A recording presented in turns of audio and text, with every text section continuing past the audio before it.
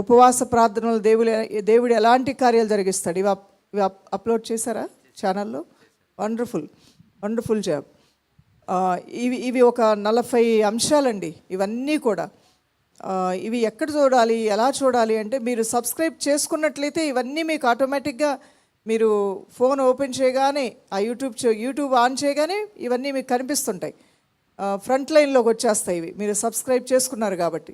చేయని వారికి ఇవి ఎక్కడున్నాయో వెతుక్కోవాలి. అప్పుడేం చేయాలి? శైలాపాల్ అనే యూట్యూబ్ ఛానల్ని మీరు టైప్ చేస్తే అక్కడ వస్తుంది. అలా కాకుండా మీరు ఆల్రెడీ సబ్స్క్రైబ్ చేసుకోవటానికి ఇష్టపడితే దానివల్ల మీకు అది మేలుకరంగానే ఉంటుంది. అనేక మంచి ఉపదేశాలు, వాక్యాలు కుటుంబ జీవితాలకు అవసరమైనవి, యవనస్తులకు అవసరమైనవి, ఆత్మీయ జీవితంలో కట్టబట్టడానికి మేలైన శ్రేష్టమైన ఉపదేశాలు దానిలో అప్లోడ్ అవుతున్నాయి. అది మీరు ఫాలో అవ్వచ్చు దైవజన్మ. ఇవన్నీ కూడా ఉన్నాయి. వీటిని కూడా మీరు కంఠోపాఠం చేయండి, గ్రహించుకోండి. మనం ఒక పని చేసినప్పుడు దాన్ని కూర్చున్నటువంటి అవగాహనతో మనం ఏ పనైనా చేయాలి, పూనుకోవాలి. దాని గురించి మనకి తెలియకుండా అయోమయంగా చేస్తే పనంతా అయోమయంగానే ఉంటుంది, ప్రార్థన అంతా అయోమయంగానే ఉంటుంది. ఉపవాస ప్రార్థనలో ఉన్నటువంటి పవర్, ఆ శక్తి, ఆ ప్రభావము ఎంతో గొప్పదో మీరు గ్రహించారు కాబట్టి ఇన్ని లక్షల మంది ఉపవాస ప్రార్థనలోకి రాగలుగుతున్నారు. హల్లెలూయా. అందువలన గ్రహింపు చేయటానికి ప్రయత్నం నిన్నటి దినాన చాలా అద్భుతమైన రీతిలో జరిగింది. అలానే కాన్ఫ్లిక్ట్స్, విభేదాలు అనేవి నీ యొక్క కుటుంబ పతనానికి, నీ ఆత్మీయ పతనానికి కారణంగా మారుతాయి. చిన్నవే అని వదిలేస్తే వాటి నుంచి బయటికి రమ్మనే ఉపదేశము, శుద్ధీకరణ విషయం గురించి మీరు నిన్నటి దినాన్ని విన్నారు. ఈరోజు క్రొత్తగా పాల్గొన్న వాళ్ళు మీరు మర్చిపోకుండా నిన్న ఉపదేశాన్ని వినండి. వినవలసింది అందరూ కూడా. నేను ఇంటికి వెళ్ళి మరలా నేను ఉపదేశం అంతా నేను విన్నాను. పాస్టర్ గారు అడిగారు, మరి అందరూ సైలెంట్గా ఉన్నారు, సో ఇతరులకి డిస్టర్బెన్స్ ఎందుకని చెవి దగ్గర పెట్టుకొని వింటున్నారు. శైల ఇందాక నుంచి వస్తున్నాను, ఏం వింటున్నావు అన్నారు. నా మెసేజ్ నేనే వింటున్నానంటే నవ్వుతున్నారు. నా మెసేజ్ నేనే వింటున్నాను. విని ఏదో ఎలా చెప్పాను అని చూడటానికి కాదు, విని దేవుడు ఏం మాట్లాడాడో తెలుసుకోవడానికి మరొకసారి ప్రయత్నం చేస్తున్నాను. హల్లెలూయా. నా దృక్పథం అంతా అంతే. ప్రభు అయిన దేవుడు ఏం మాట్లాడాడు నిన్నటి దినాన, ఆయన విషయాలు ఇంకా ఏమి తెలియజేయవలసి ఉంది, ప్రజలకి ఇంకా చెప్పవలసిన ఏంటి, తీసుకెళ్లాల్సిన వర్తమానాలు ఏంటి, దేవునిలో వారు ఏ విధంగా అభివృద్ధి పొందటానికి, వాళ్ళని ఏ రీతిగా ప్రభువులో కట్టబడటానికి ఉపదేశాలు వారికి సహకారంగా ఉండాలి, ప్రభు ఏం మాట్లాడాలనుకుంటున్నారు అని తెలుసుకునే ఉద్దేశంలో భాగంగానే, అంతా కాదనుకోండి కొంత సమయం నేను విని ఆ తర్వాత వేరే పనులు ఉంటే వాటిలోకి వెళ్ళిపోయాను.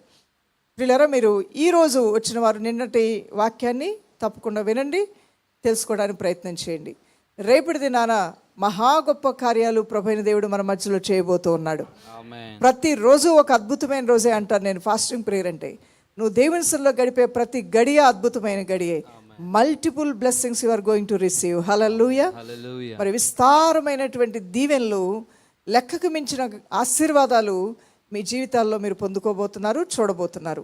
ఈ యొక్క మరొక 5 వాగ్దానాలు లెక్క ప్రకారం చూస్తే ఇది 6వ వాగ్దానం. అంటే 10 వాగ్దానాల వరకు. మామూలుగా నిన్న 5 చెప్పాం కాబట్టి ఈరోజు 5 వాగ్దానాలు, కానీ నెంబర్ మాత్రం 6 అని మాత్రం ఉంటుంది అక్కడ, అది గమనించండి. 6వ వాగ్దానం చూపించండి. యోహాను సువార్త 16వ అధ్యాయము 20వ వచనం. మీరు దుఃఖింతురు కానీ మీ దుఃఖము సంతోషమగును. 7వ వాగ్దానం ఇర్మియా గ్రంథం 29వ అధ్యాయం 10వ వచనం. నేను పలికిన శుభవార్త నెరవేర్చి ఈ స్థలమునకు మిమ్మల్ని తిరిగి రప్పించినట్లు నేను మిమ్మను దర్శించును. ఈరోజు వాక్య సందేశాలు అంతే ఉన్నాయి, వాగ్దానాలు అంతే ఉన్నాయి. అంత సంతోషం, ఆనందం తన ప్రజలకు దేవుడు ఇస్తానంటున్నాడు.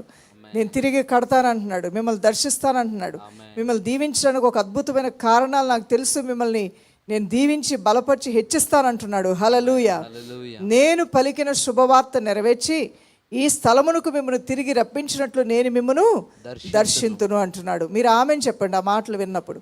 8వ వాగ్దానం మనం చదువుకుందాం. యెషయా గ్రంథం 54వ అధ్యాయము 15వ వచనం.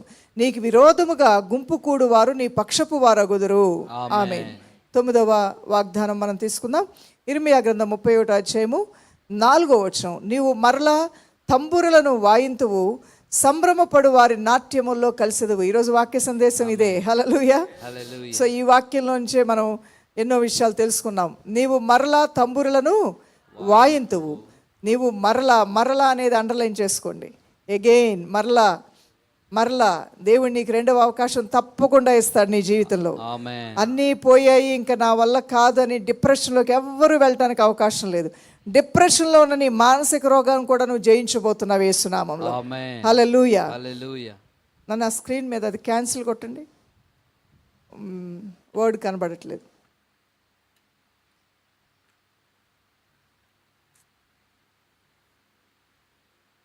ఇర్మియా గ్రంథం 31వ అధ్యాయము 4వ వచనం. నువ్వు మరలా తంబూరులను వాయిస్తావు, సంభ్రమపడి వారి నాట్యముల్లో నువ్వు కూడా ఒకరిగా ఉంటావు. నువ్వేదో సపరేట్గా అన్నీ పోగొట్టుకున్న వాళ్ళలాగా ఉండవు, ఆశీర్వదింపబడిన వారిలో నువ్వు కూడా ఒకటిగా ఉంటావంట. హల్లెలూయా. హల్లెలూయా. 9వ వాగ్దానం అది. 10వ వాగ్దానంలోకి వెళ్దాం. ద్వితీయోపదేశకాండం 4వ అధ్యాయము 31వ వచనం. నీ దేవుడైన యెహోవా కనికరము గల దేవుడు గనుక నిన్ను చెయ్యి విడవడు. మనం చెప్పుకున్న విషయాల్లో ఒకటి, నేను అందరి చేత దావీదేవన్నాడు, అందరూ నన్ను మర్చిపోయారు, అందరూ నన్ను విడిచిపెట్టారు, ఎవరూ నాకు ఆశ్రయముగా ఎవరూ లేరు, నన్ను పట్టించుకునే వాళ్ళు ఎవరూ లేరు అని బాధపడుతూ దేవునితో మాట్లాడుతున్నాడు. దేవుడు ఉన్నాడుగా పట్టించుకోవడానికి. నీ దేవుడైన యెహోవా కనికరము గల దేవుడు గనుక నిన్ను చెయ్యి విడవడు. మనం ఏదో గొప్పోళ్ళమని కాదు, ఆయన కనికరం గల దేవుడు. మన దోషములు, మన పాపములను, మన బలహీనతలను క్షమిస్తూ, మనల్ని మన్నిస్తూ, తన ప్రేమ బాహుళ్యతో బలపరుస్తూ కనికరం గల దేవుడు కాబట్టి నీ చెయ్యి విడవకుండా ఆయన నడిపిస్తాడు. హల్లెలూయా. ఈ 10 వాగ్దానాలు కూడా రేపటికి మరి కేజీఆర్ గార్డెన్స్కి వచ్చి అక్కడ మైక్లో అప్పచెప్తామని అప్పచెప్పొచ్చు. లైవ్లో ఉన్నవారు లైవ్లో మేము చెప్పేస్తామన్నవారైనా బైహార్ట్ చేయండి, కంఠోపాఠం చేయండి. 5 వాగ్దానాలైనా కంఠోపాఠం చేయండి, లేదా 10 వాగ్దానాలైనా కంఠోపాఠం చేయండి. సేవకులు, పరిచారకులు అందరినీ ప్రోత్సాహపరుస్తున్నాం. ఎంతో మంచిది. మీకు ఒక కష్టం, ఒక ఇబ్బంది వచ్చినప్పుడు ఆల్రెడీ మీలో ఏమున్నాయో బయటికి వస్తాయి. మీ ఆత్మ మీ నోటితో మాట్లాడుతుంది. తెలియకుండానే ఈ వాగ్దానం మీ నోటితో మీరు పలుకుతారు. మీరు ఎప్పుడో చిన్నప్పుడు నేర్చుకున్నవి, చదువుకున్నవి, దేవుని మాటలు సండే స్కూల్లో తెలుసుకున్నవి, ఎప్పుడో మర్చిపోయిన పాటలు కూడా కొన్ని సందర్భాల్లో మీ అంతరంగ పురుషుడు పాడుతూ ఉంటాడు. జ్ఞాపకం వస్తుందా మీకు? అరే నేను ఎప్పుడో మర్చిపోయిన ఈ పాట ఎలా పాడుతున్నా అనుకుంటావు. ఈ వాక్యం నాకు అసలు గుర్తులేదే, సడన్గా ఎలా గుర్తొచ్చింది అని అనుకుంటావు.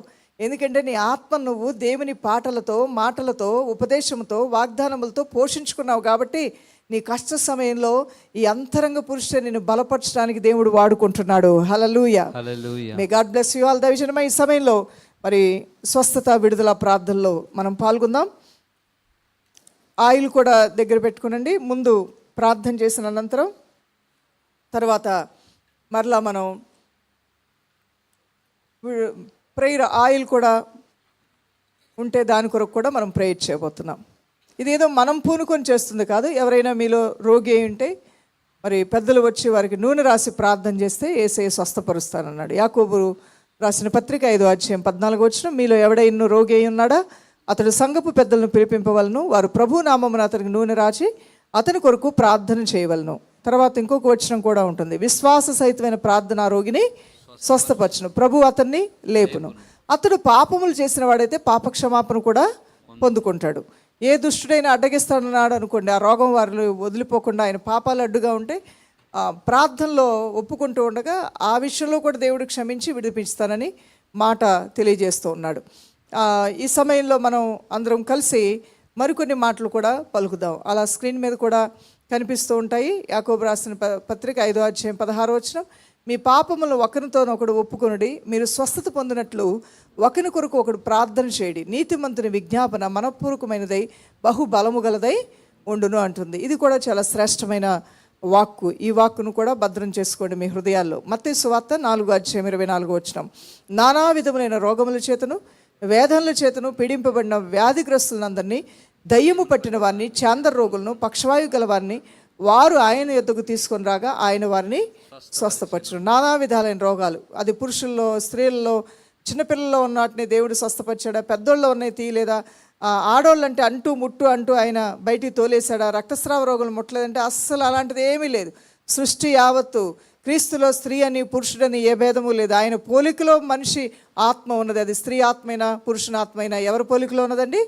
క్రీస్తు పోలికలో ఉన్నది. కాబట్టి ప్రభువుకి ఏ భేదము లేదు. కొంతమంది ఆయన దగ్గరికి రానిచ్చి కొంతమంది ఆయన వద్దు అని అంటూ ముట్టు అని చెప్పే దేవుడు కానే కాదు. ఆయన దేవుడు కాబట్టి ఆయన అన్నిటినీ అర్థం చేసుకునే దేవుడు. హల్లెలూయా. హల్లెలూయా. అందువల్ల ప్రియులారా, నానా విధములైన రోగములు, ఆ రోగం పేరేదేమైనప్పటికీ కూడా ప్రభు నామంలో విశ్వాసంతో ప్రార్థన చేస్తే యేసయ్య మిమ్మల్ని స్వస్థపరచును గాక. ఆమేన్. ఇప్పుడు కొన్ని మాటలు మనం కొన్ని మార్లు పలుకుదాం. యేసు రక్తములో నాకు విజయం అని 7 సార్లు చెప్పండి. యేసు రక్తములో నాకు విజయము, యేసు రక్తములో నాకు విజయము, యేసు రక్తములో నాకు విజయము, యేసు రక్తములో నాకు విజయము, యేసు రక్తములో నాకు విజయము, యేసు రక్తములో నాకు విజయము, యేసు రక్తములో నాకు విజయము. హల్లెలూయా. హల్లెలూయా. తర్వాత మరో ఒక 3 మార్లు నిశ్చయముగా యేసు నా రోగములు భరించును అని పలకండి. నిశ్చయముగా యేసు నా రోగములను భరించెను, నిశ్చయముగా యేసు నా రోగములను భరించెను, నిశ్చయముగా యేసు నా రోగములను భరించెను. మరొక 3 మార్లు యేసు పొందిన దెబ్బల చేత నాకు స్వస్థత కలుగుచున్నది.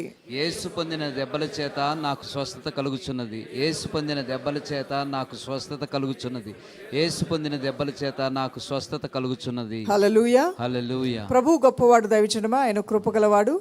ఆయన కనికరం మీద నువ్వు ఆధారపడుతున్నావు కాబట్టి ప్రభు నిన్ను స్వస్థపరచడం ప్రారంభిస్తాడు. నిన్న ఇదే ప్రాంగణంలోనికి ఒక సహోదరి ప్రార్థనకి వచ్చారు. ఆవిడ చెప్పిన ఉపవాస ప్రార్థనలో పాల్గొనడం ద్వారా ఆమె కలిగిన స్వస్థతలు చెప్తూ ఉంటే చాలా ఆనందంగా అనిపించింది నాకు. ముఖం అంతా పులిపుర్లు అంటారు కదా, పుట్టుమచ్చలు కాకుండా కొంచెం లావుగా ఉంటాయి, పులిపుర్లు అని అంటుంటారు. అంతా కూడా ఆమె ముఖం అంతా వచ్చాయంట, ఒక 10-12 వరకు. ఆ తర్వాత ఇంకొక విషయం కూడా చెప్పారు, మర్చిపోయాను. అది కూడా చాలా అద్భుతం. ముక్కులోంచి రక్తం కారటమో ఇంకేదో చెప్పారు. ఈ ఉపవాస ప్రార్థనలో ఆమె కూడా ఏకీభవించి ఆ ఆయిల్ కూడా రాసుకుంటూ ఆ తర్వాత క్రమంలో అలా ప్రార్థన చేసుకుంటూ ఉండగా కొద్ది రోజులకే పులిపుర్లు 10-12 పులిపుర్లు పూర్తిగా రాలిపోయాయి ముఖం మీద నుండి. ఆ ముఖం నేను చూస్తే అసలు ఆవిడ పులిపుర్లు, పుట్టుమచ్చలు, లావాటి పుట్టుమచ్చలు ఉన్న వ్యక్తేనా అని అనిపించింది. ఒక్కడు కూడా ఆ ముఖం మీద కనబడట్లేదు. దేవునికి సమస్తము సాధ్యమే. హల్లెలూయా. హల్లెలూయా. అవును, అలా అని చెప్పి రోగికి వైద్యుడు అవసరం, వైద్యం చేయించుకోవడం తప్పని ప్రభు అంటలేదు, మందులు వాడటం తప్పని కాదు, హాస్పిటల్కి వెళ్ళటం తప్పని కాదు. అన్ని విషయాల్లో కూడా నువ్వు ముందుకు వెళ్తూ ఉన్నావు. ఎన్ని రకాలుగా ఎన్ని చేసినా నీ దేహంలో బలహీనతలు మాత్రం పోవట్లేదా? ప్రభునామంలో ప్రార్థన చేసుకో, దేవుడే నీకు స్వస్థత దయచేయును గాక. ఆమేన్. ఆమేన్. ప్రార్థన చేద్దాం. ఎక్కడ అనారోగ్యం ఉందో అక్కడ చేపెట్టుకోనండి, ప్రేయర్ చేద్దాం. మహాపరిశుద్ధమైన నా ప్రీతండ్రి, కృపా సత్య సంపూర్ణుడా, అద్వితీయుడా, గొప్ప దేవా, మహోన్నతుడా, నీ కృపగల నామములో అయా స్వస్థపరిచే నామములో నువ్వు పొందిన గాయముల ద్వారా స్వస్థత కలుగుతున్నటువంటి నీ వాగ్దానములో యేసుక్రీస్తు ప్రభు వారి యొక్క రక్తధారల ద్వారా అనుగ్రహించబడిన అయా విమోచన ద్వారా నా తండ్రి నీ వారసులుగా నీ ప్రజలు నీవు అనుగ్రహించే దీవెనలు స్వస్థతలు పొందుకోవడానికి వారు హక్కుదారులై ఉన్నారు నాయన. అపవాది యొక్క నీడ వారి మీద లేదు, అపవాది యొక్క అధికారం వారి మీద లేదు. వారు నీ యొక్క అధికారంలో ఉన్నటువంటి ప్రజలుగా నీ నామములో వారి కష్టబాధలు, రోగ బలహీనతల గురించి నీ సన్నిధిలో మొరపెట్టుకొంచుండగా ప్రభువు రక్షకుడైన దేవుడివే నీవే వారిని స్వస్థపరచమని అడుగుచున్నాను నీ దాసురాలుగా. అయా నీ వాక్యంలో మేము వినినట్లుగా, ఈరోజు ఈ సమయంలో చదివినట్లుగా నానా విధమైన